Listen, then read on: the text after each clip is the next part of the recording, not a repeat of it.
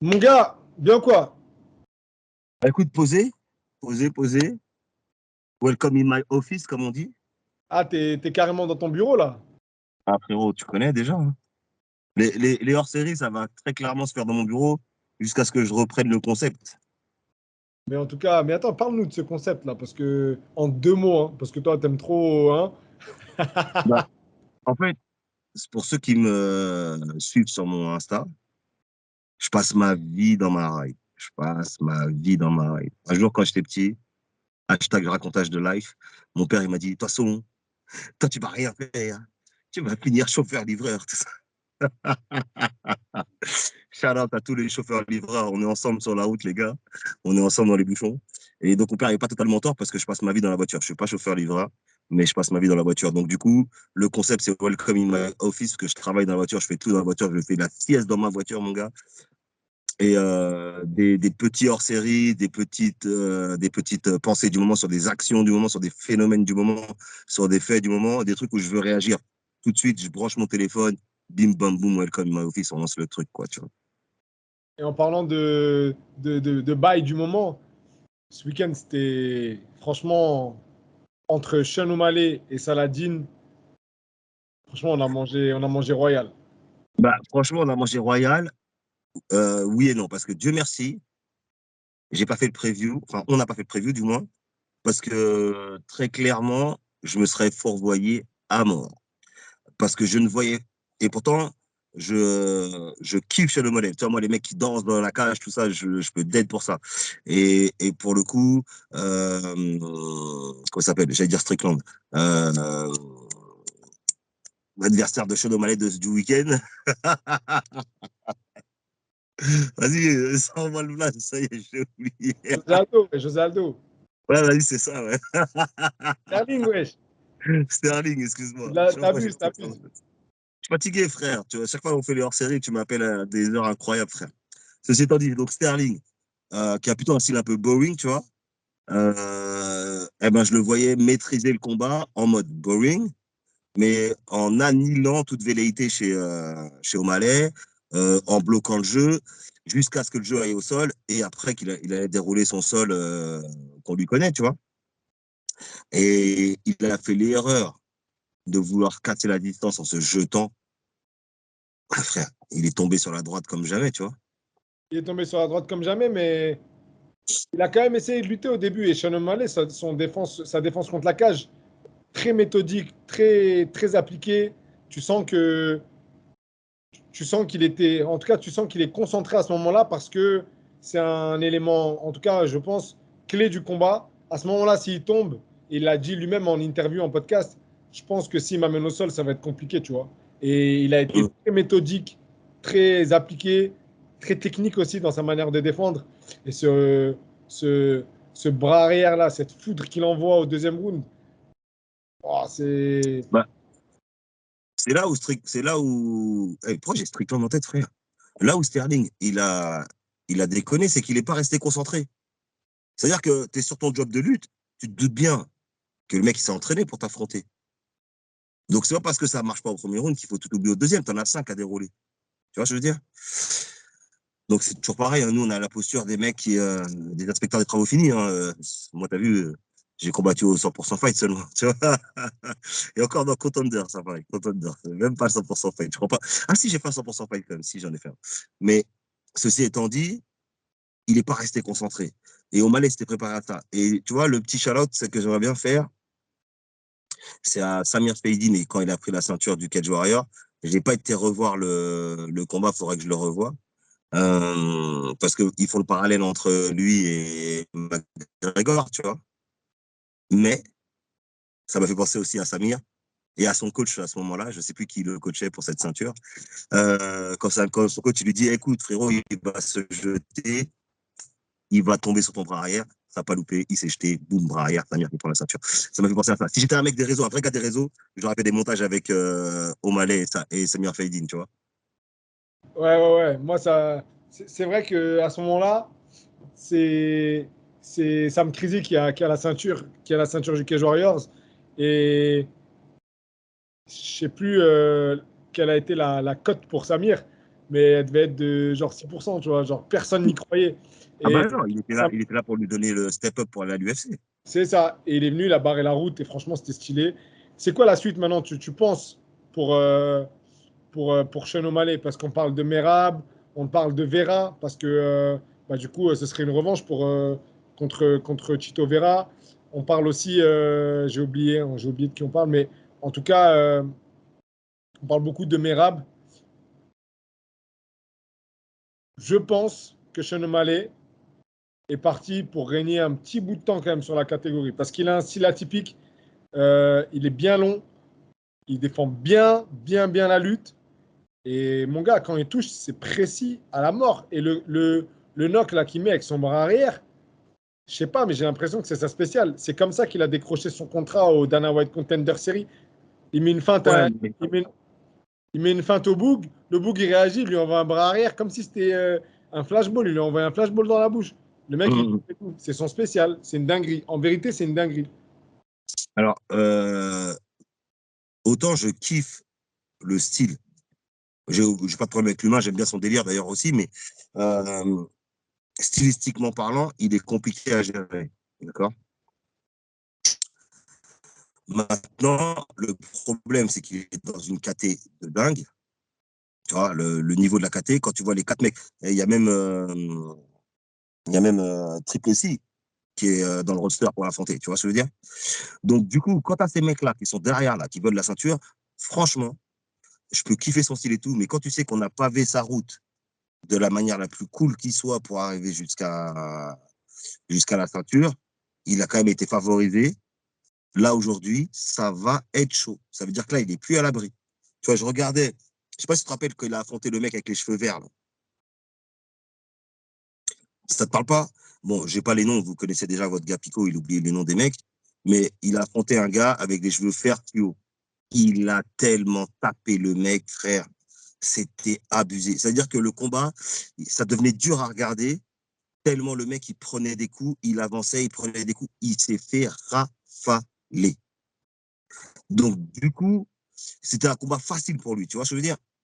Donc là, tu lui mets un combat facile, deux combats faciles, un combat, un chouïa dur. Alors, il a mis un combat dur, même que tout le monde criait au vol, tu vois, bah, son avant-dernier combat. Mais là, les mecs qui vont avoir sur lui, frérot, ça va être chaud. Quand ils vont lui mettre triple C sur lui, ça va être très, très chaud.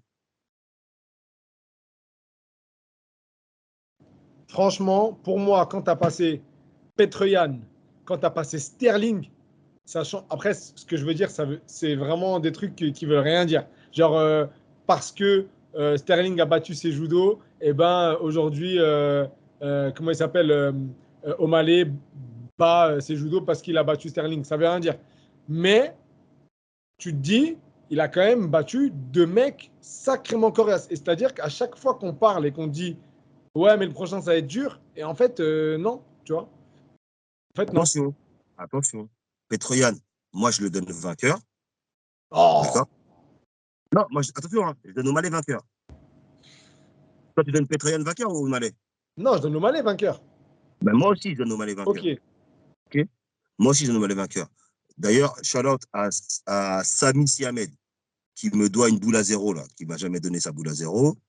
Boule à zéro, plus de barre, tout, il doit tout enlever normalement, parce qu'on avait appelé un pari, il a perdu le pari. Il m'a raconté sa vie, etc. etc. Shout-out à mon gars aussi, Daniel, du 7-7, qui lui aussi devait se raser, il n'a jamais rien fait, parce que lui aussi, il a perdu. Après, ça m'appelle, ça fait des oui, mais non, mais en fait, oui, mais non. Il a perdu. O'Malley a gagné, Petroyan a perdu. Ceci étant dit, il y avait débat. Même s'il a gagné, il y avait débat. Le débat était justifié. Les gens ont du mal à comprendre. Et là, je vais faire une petite digression, mais pour expliquer un peu ce que c'est que le MMA, parce que je l'ai encore entendu chez des commentateurs sportifs ce week-end, où tu as le commentateur qui dit moi, je lui aurais donné décision partagée. Mais ça n'a aucun sens. Alors, le peuple, écoutez bien, c'est trois humains qui décident chacun de leur côté. Donc, il n'y a pas un humain qui dit, bah, je te donne décision partagée. Non. Il y a un humain qui dit, il y a 3 rounds à 0, 2 rounds à 1 round à 3, à 2. D'accord? Et après le cumul de ces décisions-là, ça donne une décision unanime ou une décision partagée. Mais il n'y a pas de « Ah non, cette victoire-là, j'aurais donné une décision partagée. » Non, je donne une victoire, je suis d'accord ou non avec les juges. Mais c'est tout, ça s'arrête là. Tu vois? Donc, il faut vraiment restituer ça dans le contexte. Maintenant, quoi qu'il en soit, il y avait débat sur ce combat-là. Il était difficile à juger. Si c'était dans les anciennes règles, je ne suis pas sûr qu'O'Malley gagnait. Il y a plein de choses à mettre en exergue. Donc, ce que je dis, c'est qu'il a gagné de justesse contre Petroyan. Il ne l'a pas lavé. Il le gagne, non pas sur un lucky punch contre Sterling, mais il le gagne sur l'exploitation, l'opportunisme d'un trou. Il met dans la boîte, ça passe. On sait que si ça passe pas, ben, le combat peut durer beaucoup plus longtemps. Donc, excusez-moi pour la lumière, hein, c'est les aléas de Welcome in My Office. Là, plus O'Malley combat, regarde, je fais une smart fight. C'est lui qui parle comme ça. Plus O'Malley combat, plus ça rentre dans la banque de données d'analyse des adversaires. Tu vois ce que je veux dire? O'Malley, il est grand, les mecs, ils ont vu qu'il peut le contrer, etc., etc., etc. Et donc, du coup, plus il va combattre, plus il va être accessible. Tu vois? Et la KT, le niveau de la KT est très, très, très élevé. Chacun des top 5 peut être à tout moment champion. Tu vois, tu prends la KT des poids lourds, non, il y a des mecs dans le top 5, comment il s'appelle, celui qui a gagné il n'y a pas longtemps, là. Le Renoir qui se met toujours en slip, là. C'est Derek Lewis. Derek Lewis, frérot, il a combattu 2 fois pour la ceinture, mais c'est un mec, il ne l'aura pas. Tu vois? C'est un mec, il est là pour nettoyer les mecs qui arrivent, qui veulent s'intégrer dans le top 5. Mais aujourd'hui, il y a peu de chances que Derek Lewis, il prenne la ceinture. Et néanmoins, il est dans le top 5 de l'UFC. C'est vrai que là, quand j'ai les bantamweight là sous les yeux, tu as Merab, tu as Henry Cejudo, Sandhagen, Petroyan, Marlon Vera, Rob Font, Dominique Cruz, Pedro Munoz. Non, en vrai, c'est une KT de ouf. C'est une KT de ouf. Laisse tomber. C'est une KT de ouf. Mais moi, je pense que Suga, il va rester longtemps. Je pense qu'il va en aligner encore quelques-uns. C'est mon avis. Moi, là, clairement, ce que je dis avec beaucoup de mots, c'est que il est capable, mais ça va être très dur. Oui, de toute façon, oui, ça va être dur. Chaque combat, là, ça va être la guerre, c'est sûr et certain. En tout cas, on a bien mangé ce week-end et on a bien mangé aussi avec notre gars de la Hatch qui a juste fait, en fait, c'est ce qu'on appelle dérouler. Voilà, moi, quand j'entends, ouais, il a déroulé, pour moi, c'est ça, il a déroulé. Il a littéralement roulé sur son adversaire, la Ruchala. Ruchala qui était à 9-0. 9-0, il a 15 combats en amateur. Et dans ces 15 combats amateurs, je crois qu'il a que 2 défaites. Et la plupart de la plupart de ses victoires, c'est au sol. C'est un spécialiste du sol. Mais là, en vrai de vrai, tu te dis, Saladin, c'est un autre niveau. En vrai, c'est un autre niveau. C'est-à-dire que là, peu importe qui tu vas lui mettre au KSW, je pense que ça ne s'emboîte pas avec le style de Salah. C'est trop fort ce qu'il a fait. C'est-à-dire que à un moment donné, tu vois, il prend un crochet, il fait un petit peu l'ascenseur. Et j'entendais des commentateurs dire ah non, faut pas qu'il lutte et tout, etc. C'est compliqué. Mais moi, j'ai trouvé ça trop smart de la part de Salah de lutter à ce moment-là, de ramener le combat contre la cage, de reprendre peut-être ses esprits. On ne sait pas ce qui s'est passé à ce moment-là dans la tête de Salah. Alors, je me permets de couper, mais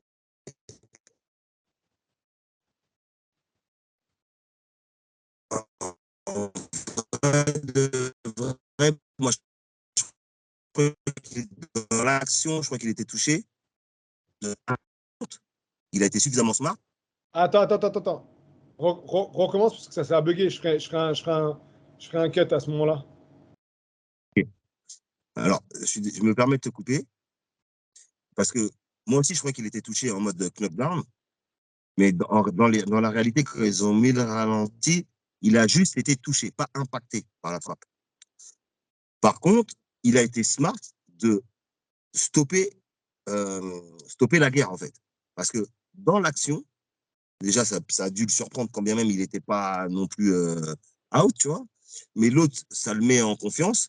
J'ai punché, j'ai touché, et il peut dérouler. Donc lui, il a stoppé la guerre, hop, on arrête tout, on recommence, boum, boum, boum, on va retravailler.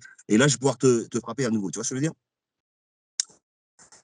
Donc là-dessus, ultra smart. Rien à dire. Franchement, il faudrait que je me repose devant le combat pour voir, pour chercher des défauts. Pas Bah, sûr que... en vrai, des défauts, moi, je vais te dire, il n'y en a pas. Je te jure qu'il n'y en a pas. C'est-à-dire que la pression par l'homme qui met, c'est. En fait, c'est ça qu'ils appellent au foot le marquage à la culotte. Frérot, il était sur lui et tu te dis non, mais vous êtes pas un peu proche là? Il est sur lui, mais non-stop et il travaille avec son direct du bras avant. Dès que le mec il essaie de prendre, tu sais, dès qu'il part un peu sur le côté, ça combine, bim bam boum. Non, franchement, masterclass. C'est-à-dire que à aucun moment dans le combat, je me suis dit ah, c'est serré, ah, c'est chaud. Il n'y a aucun round que je donne à Ruchala. C'était Bah non. sombre. Vraiment, Et je dis un truc, hein. Là, c'est un shout-out que je vais faire à mes gars du bistrot, ils se reconnaîtront. Euh, Ça se voit que Saladin, il est entraîné par, par Templier, qui est de la même école que l'un de mes anciens coachs à l'instant qu'il faut. Frérot, les basiques sont tellement respectés. Cadrage, pied à l'extérieur, tu sors là, je te découpe. C'est-à-dire que j'ai pas envie de dire qu'il faut connaître la boxe pour capter ça. J'ai envie de dire qu'il faut commencer la boxe avec un bon entraîneur pour capter ça. mais tu as vu à quel point Basique de... mais tu as vu à quel point, c'est-à-dire que quand tu regardes, ça a l'air tellement facile. Il n'y a, y a rien d'extraordinaire, tu vois. Il n'y a pas de salto arrière, de machin. Il fait du B à bas, mais il le fait tellement bien. Non, franchement, tu as vu Et tu le temps. vois, moi, il faut avoir une spéciale qui sort du lot. Tu vois? C'est-à-dire que si ta spéciale, c'est un double leg ou un single leg, c'est relou. Parce que, bah, frérot, t'as vu, on passe notre vie à défendre des double legs, des single legs. Tu vois ce que je veux dire? Par contre, quand tu as une spéciale, c'est un peu plus simple parce que bah, du coup, les gens ne passent pas leur vie à défendre ça. Donc, c'était une petite chalate à moi-même, mais là, je vais revenir sur ça là. Sa spéciale, quand il est dans le dos du mec et qui shoot les articulations du genou pour pouvoir lui prendre le dos, frérot, on ne s'entraîne pas à ça. On connaît la technique. Dieu merci, on ne me l'a jamais fait, je crois, ni à l'entraînement, ni en compète. Donc, du coup, comme on ne l'a jamais fait ni à l'entraînement, ni en compétition, que ce soit de grappling ou de MMA ou quoi que ce soit, frérot, le jour où il y a un mec qui me fait ça, je vais tomber, en fait. C'est la Parnassa. Elle s'appelle la Parnassa, gars. Et il la met à tous les combats, gros. Dès qu'il est dans le dos du boug, coup de genou, poup, ça part. C'est violent, gros, le truc. C'est fini. Et tu ne veux pas défendre, tu vois, alors, tu défends que le mec Ah, te met à genoux et puis après, tu écoutes tes jambes. Frérot, c'est mort, tu vas la prendre. C'est mort, tu vas la prendre. Donc, là, franchement, Saladin, moi, je pense, je pense qu'on a tout dit, mais on va peut-être encore m'insulter, mais il a nettoyé le KSW. Ça y est, c'est propre, il faut changer de pièce. Tu vois? bah, tu sais quoi? Là, il parlait, j'ai vu ça sur Twitter, de faire la ceinture à 77, carrément. Bah, ok, Triple champ. il a raison. Franchement, s'ils font ça, ils ont grave raison. Parce qu'il peut taper des 77. Ben oui. Il peut taper des 77 et ce serait pas malin d'aller chercher à prendre du poids. Tu vois ce que je veux dire? Bon, ça, on en reparlera sur une autre vidéo. Mais, euh, mais en tout cas, moi, je pense que le défi, il est balèze, hein. Premier triple champ de l'histoire. J'ai jamais vu un triple champ, moi. Double champ, Bon. oui. Triple champ, 3 KT. J'ai jamais vu, à part en boxe et tout, ça se fait un peu. Ouais, Et mais en boxe, c'est voilà, des 2 kilos, frère. c'est ça. Mais en MMA, triple champ. Le premier triple champ de l'histoire du MMA. C'est une dinguerie, en vérité. En tout cas, trop hâte de voir ça là à l'UFC parce que parce qu'en vrai, j'aimerais bien, je sais pas, moi, j'aimerais bien qu'il y ait un, tu vois là, je crois que le numéro 6 de la KT, c'est Josh Emmett, je crois. Mmh. Je dis, ça là, il tape Josh Emmett, gros. Ça là, il tape Ouais, Josh oui. Emmett, quoi. Donc, tu as vu, il y a d'autres gars, il y a les Calvin Qatar, les Arnold Allen, ensuite, tu vois, il y a des blazes qui sont prenables pour ça là chez les 66. Et franchement, il a tout ce qu'il faut pour aller en tout cas bien les faire chier là-bas là-bas à l'UFC, les tops. Donc, donc voilà, trop hâte de voir déjà est-ce que Salah va faire triple champ, est-ce qu'il prend le combat à 77 et ensuite après ça, bah, une fois que tu as fini le jeu, là tu n'as pas fini le jeu en fait, tu as vu, là tu as fini le jeu 3 fois, c'est-à-dire que tu l'as fini en mode normal, ensuite tu l'as fini en mode expert et ensuite tu l'as refini en mode, tu sais, le mode genre imbattable, genre Kari, tu peux pas finir le jeu, boum, tu refinis le jeu encore une troisième fois. Ouais, À un moment, quand tu as trop saigné le jeu, à un moment donné, il faut jouer à un autre jeu, tu as vu, et l'autre jeu ouais, non. pour moi, l'autre jeu, c'est l'UFC. Et tu as vu, après, de là, à parler de Volkanovski, des trucs comme ça, évidemment, c'est des blazes, comment on dit, c'est des Yonko. Toi, tu regardes pas One Piece, mais c'est des Yonko. Mais dans un avenir plus ou moins proche, on pourrait parler de Salah qui vient et qui dit, tu sais quoi, bah, vas-y, moi, dans 2 combats, j'affronte Volkanovski. Et moi, ça me choquerait pas. Il vient à l'UFC, il tape 2, 3 gars, et derrière, il dit hey, les gars, moi je veux Volka. Ma parole, ça me choque pas. Et juste, il lui faut un peu plus de zikri parce que j'ai l'impression qu'il est un peu light par rapport aux autres mecs de la KT en 66. Écoute, faut voir. Faut voir. Euh, c'est vrai que là, Ruchala, il était beaucoup plus épais que lui. Après, tu as vu, je vais te dire un truc, si Salah, il se sent bien comme ça, euh, en vrai, why not? Why not? Tant qu'il a la caisse et que techniquement, ce qu'il propose, Ma parole, hey, demain, Salah, il peut faire une carrière dans le cyclisme, frère. il peut faire une carrière même en athlète, en ce que tu veux. Ouais, frérot, il a un cardio de malade, c'est un truc de ouf. Frérot, je regarde les stories de Hatch à chaque fois qu'ils vont à la piste là, le dimanche, là où je sais pas quel jour ils vont là-bas. Samedi matin. Samedi matin. Mais frérot, il est toujours le premier dans les trucs de course. C'est toujours lui le premier. Fou. Ouais. Non, franchement, bravo. Bravo à leur équipe. Ce qu'ils font avec ça là, c'est vraiment ouf. Et encore une fois, putain, les gars, quand vous allez nous annoncer. Et imagine ici à la res. C'est impossible, frère. Ah putain, ce Non, serait impossible. Mais non, mais mais là, en vrai de vrai. la vidéo, quand tu as dit ça, il a coupé, frère. Tu vois, il a coupé, il nous a bloqué fort. Non, mais en vrai, franchement, il a tout ce qu'il faut pour aller à l'UFC. On a envie qu'il aille à l'UFC et qu'il aille taper les bougs là-bas, là, et qu'il se fasse connaître vraiment, pas à travers le monde, mais voilà. Ben oui, il est connu dans tout le monde, mais oui, on reste sur notre fin. Moi, je reste sur ma fin. J'ai envie qu'il aille à l'UFC et qu'il tabasse les mecs à l'UFC. Ça y est, Et on en a marre du imagine PSW. un Guadeloupéen marocain à l'UFC, frérot. Un mec comme toi, en fait. Guadeloupéen marocain, c'est comme frérot. Le peuple est content, le peuple demande ça, frère. Bon, Non, mon gars, en tout cas, c'était lourd. De toute façon, on se voit demain. Hein. On se voit demain. demain, on se voit demain parce que la team Allery n'est jamais finie. Ouais, T'entends? c'est ça, ouais. Vas-y, peace, mon gars. Vas-y, peace. Et que du love comme d'hab.